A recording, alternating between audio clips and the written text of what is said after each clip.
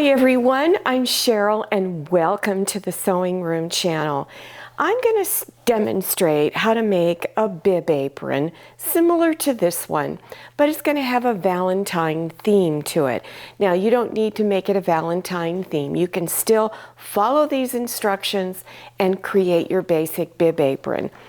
Now every sewing pattern manufacturer has a bib apron in their catalog of patterns.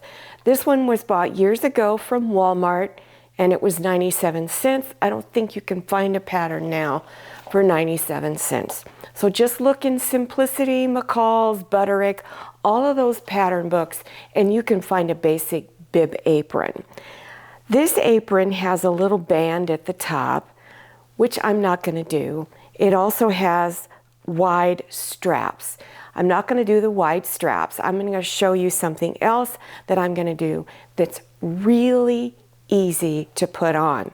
I'm also going to give you options for using two different fabrics on it. In other words, at the bib, you can have one different color of fabric, and then the rest of the apron, another pattern of fabric. Up here, I'll show you how to put an heart applique in it. You don't have to use the heart applique, it's just an option.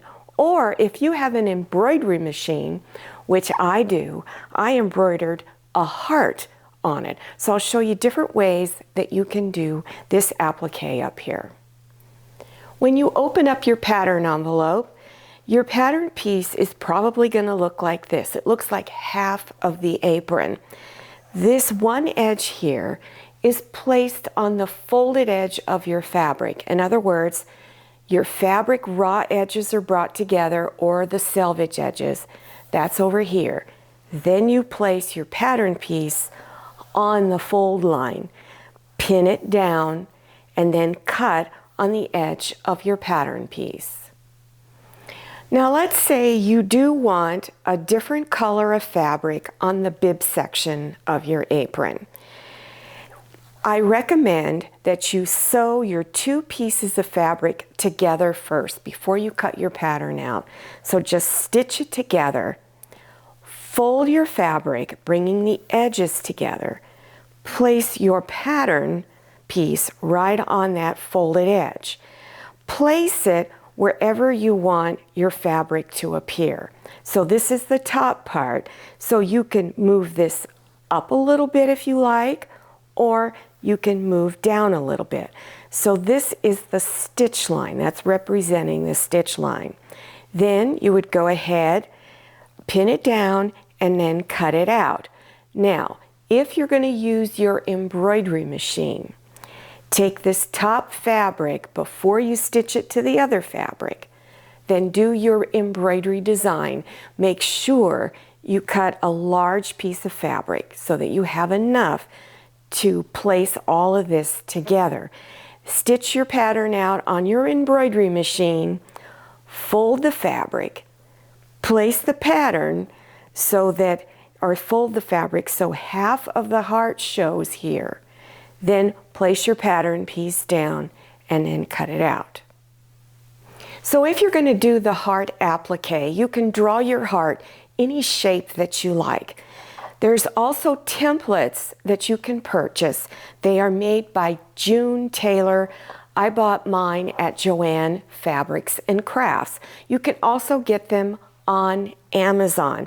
There's 5 different heart shapes in it. So I'm going to show you the easiest way that I know to do this heart applique. Anybody can do it. Beginners, yes, you can do this. So here is my fabric that I want the heart to be out of.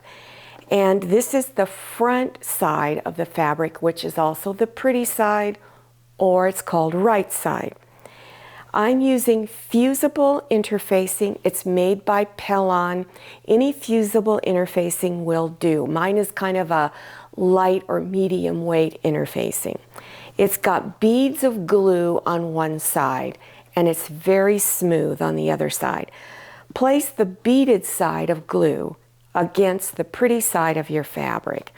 Put your heart template on top and then trace around it. Stitch right on top of your drawn line. And before you begin to stitch, you want to pin your fabric pieces together. When you go to cut your heart shape out, go out about 1/4 of an inch. If you have pinking shears, you can use pinking shears if you like to cut around it. If you don't have pinking shears, still go out 1/4 of an inch and then do little clips all the way around, because this is just nothing but curved edges. You do the clips so that it will lay flatter when you turn it front side out. Before you turn it front side out, get a hold of your interfacing here. Just pull the 2 pieces of fabric apart and cut a big hole in it. Then reach inside and begin turning it front side out. So after turning it front side out, here's the front of it where the fabric is, and then on the back you can see my big hole. Now if it tears a little bit while you're turning it front side out, don't worry about it, because this is all going to get taken care of in a moment. Now I'm using this little pot holder as an example of what to do next. So you can apply this heart applique to basically anything you're making. So you would place it at the top of your bib apron. Don't place it right on the edge. You want to leave maybe a couple of inches from the very top of your apron and then place it down and center it. Then go to your ironing board and you're going to place a damp cloth over the top. Place a hot iron with steam and hold it down for 10-15 seconds, somewhere around in there. If it didn't stick right away, just put your iron back down on top and leave it down there a little bit longer. Then you need to select an applique stitch that you want to do. Now here are some of the applique stitches on my sewing machine. This is my favorite applique stitch, but if you have an older machine, you don't have any applique stitches, you can still use a zigzag stitch. I would widen it a little bit and make it shorter so that the zigzag stitches are really close together. You'll go around all of the edges, and then when you're done, it should look something like this. Now your apron pattern may not have you line it. It may show you different instructions, but I'm going to show you how easy it is to line it and make your fabric or your theme different on the opposite side. So I have Valentine on one side and Easter on the other. So go ahead and cut out a second piece of fabric for the lining on the back. So now bring front sides together of the fabric that's going to be on the back side and then the fabric on the top. Now remember, I have a different color of fabric up here. I also chose to use my embroidery machine to embroider something up here.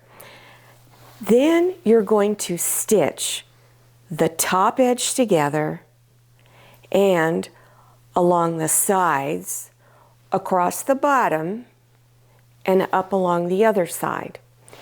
Do not stitch this area here closed just yet. Once you've done that, then you're going to go to these corners, take a small pair of scissors, and do little clips along here, or you can use your pinking shears and cut along this edge. Now go in through the top side area and reach inside and turn it front side out. Once you've turned it front side out, just reach inside and push the corners out all the way. And if you push against that seam, it'll help it pop out really, really nice. Then take this to your ironing board and press all of your seams, the seam up here at the top and the seam along the side and bottom edge. After you've pressed your seams, then up at the top, stitch about 1/8 of an inch from the edge all the way across. And then starting over here, do the same thing, stitch 1/8 of an inch away from the edge all the way over to this side. I'm using Wright's bias tape. This is the brand name. You can get it at Walmart, you can get it at Joann Fabrics and Crafts, and you can also get it on Amazon.com. And I'm using 1/2-inch wide bias tape. Find the center of your bias tape. So you'll fold your bias tape in half, end to end, and put a mark at the center. Take the bias tape, and where it's at the center, place it over your head and around your neck, and then place pins where you would like the top of your bib apron to be. So you can place a pin here and then over on this side. When you look at your bias tape and you unfold it and then fold it back, you want to look at which edge is not all the way folded over to the other edge. For instance, this edge here sticks out farther than the top edge. Now it's not by much, it's just a little bit. So I'm putting the shorter side on top, and this is the side I'm going to be stitching on. Now I've used clips to hold my bias tape on. So you fold it over the edge. Remember, the shorter side is on top.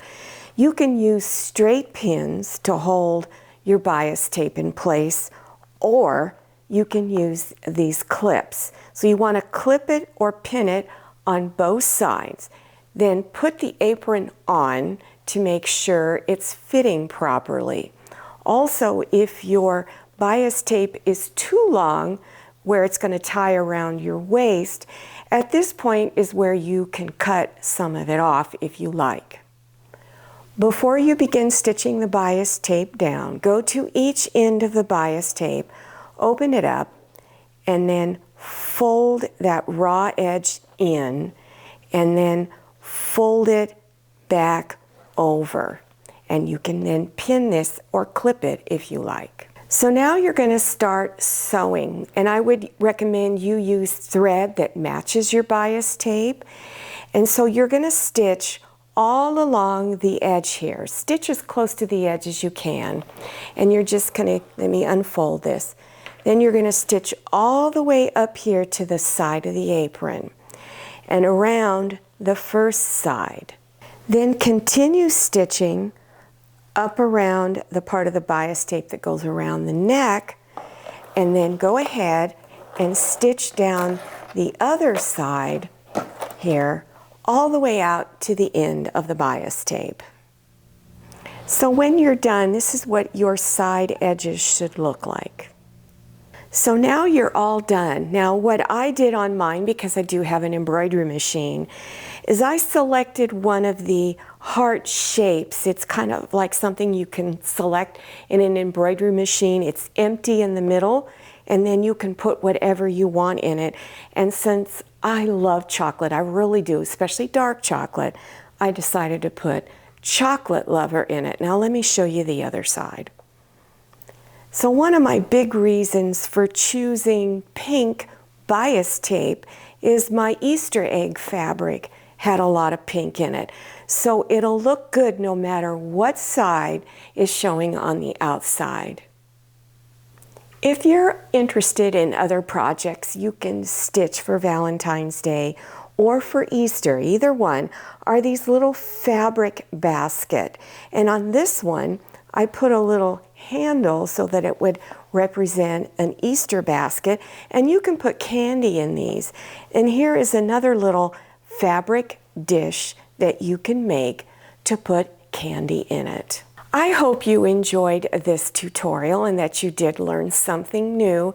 If you're interested in other apron projects, or you would like to make these little candy baskets, then check for the links below your YouTube screen in the description section. Just scroll down, click on Show More or the down arrow. It will expand open and you will begin to see the links appearing. Don't forget to follow me on Instagram and check out my Facebook page. Thank you so much for watching. I'll see you next time, and happy sewing. If you like the Sewing Room channel, one of the best ways to show your support is to subscribe by clicking on that red subscribe button and give this video a thumbs up. And don't forget to click on share to share this video with your friends. And make sure you click on the bell so you receive notifications for all my new videos. I'm Cheryl, this is Manny, and this is Scotty. See you next time.